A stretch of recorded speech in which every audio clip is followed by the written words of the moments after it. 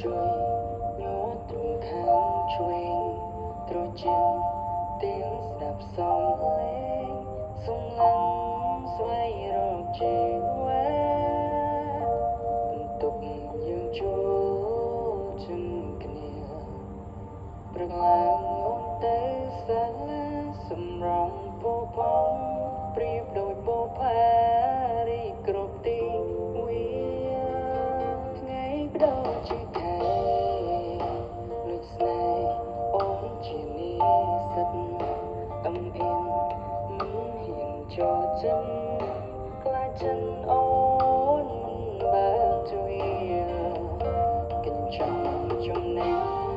ខាងចែកភពយើងបែកចេញពីគ្នាអូនពេងកាត់សឹងបងពេងកាត់ជា